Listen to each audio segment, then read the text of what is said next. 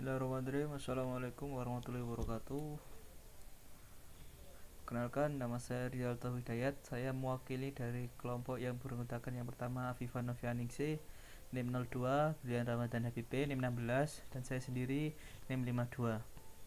Di sini kami akan mempresentasikan materi dari mata kuliah komputasi awan, yaitu hybrid cloud.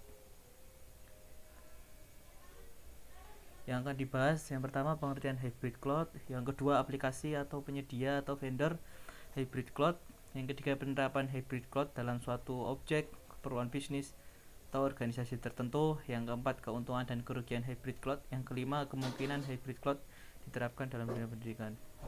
Pengertian hybrid cloud: jika private cloud merupakan layanan cloud yang aman di mana hanya bisa diakses oleh satu organisasi dan melalui jaringan private, sementara public cloud merupakan layanan cloud yang dapat diakses oleh banyak pengguna melalui jaringan publik.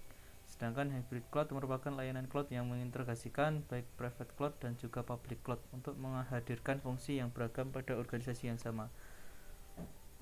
Semua layanan cloud computing seharusnya menawarkan efisiensi, tetapi public cloud yang paling efisien ada dalam hal biaya dan juga lebih terukur dibandingkan dengan private cloud.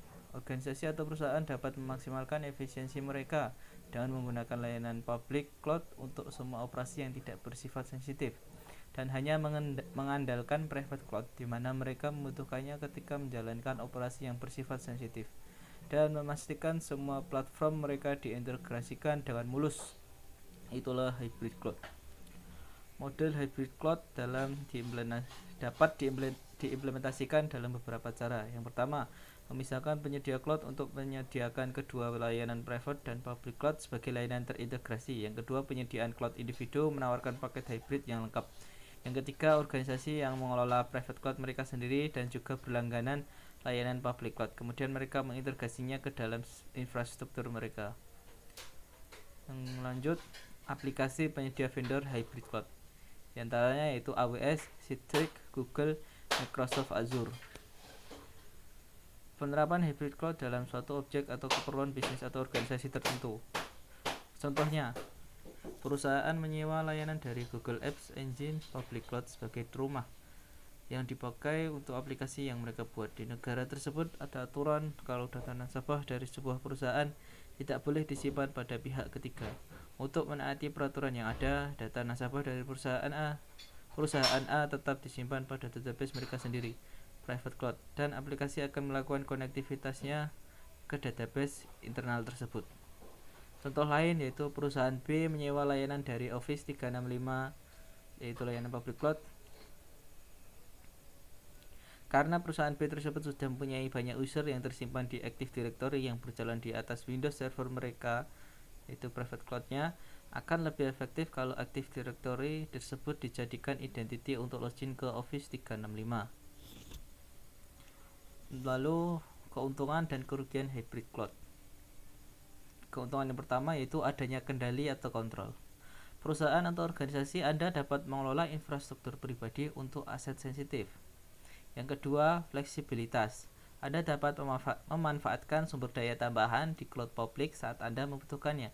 Yang ketiga, efektivitas biaya. Dengan kemampuan untuk menskalakan ke cloud publik, Anda membayar daya komputasi tambahan hanya jika diperlukan.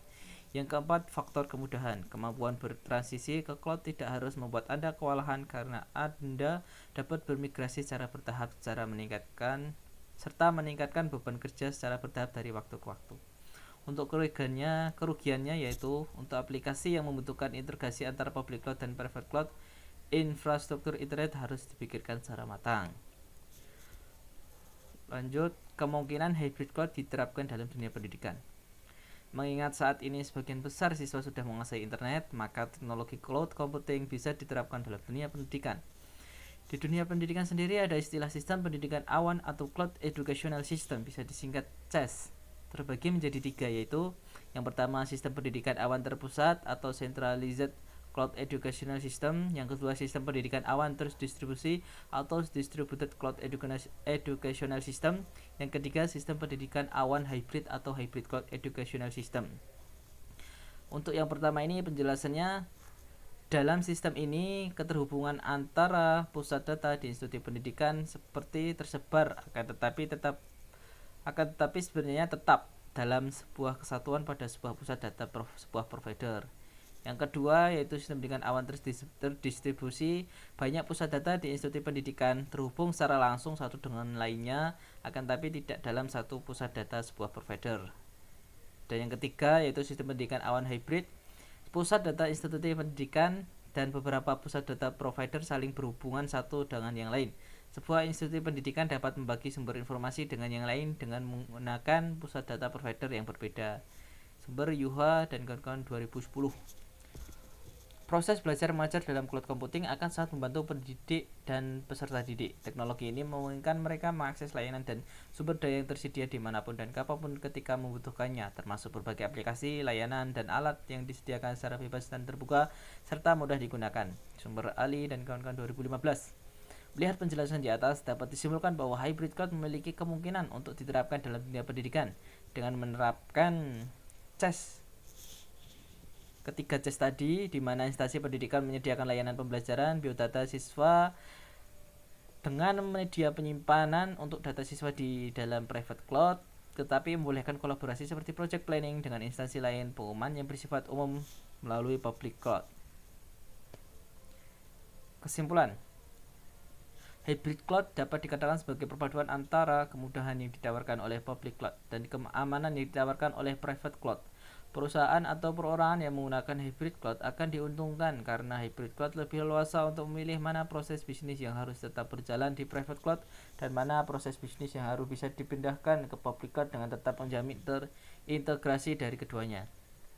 Teknologi cloud computing dapat dikembangkan untuk mendukung sistem pembelajaran dan membantu mengatasi berbagai permasalahan dalam penyelenggaraan pendidikan, salah satunya dengan menerapkan hybrid cloud sebagai layanan cloud computing sehingga memungkinkan siswa mengakses layanan, sumber daya, melakukan proyek dengan sekolah atau instansi lain dengan mudah tanpa khawatir pencurian data dengan adanya perpaduan antara private cloud dan public cloud. Terima kasih atas waktunya. Demikian dari kelompok kami, kurang lebihnya kami mohon maaf. Bila Assalamualaikum warahmatullahi wabarakatuh.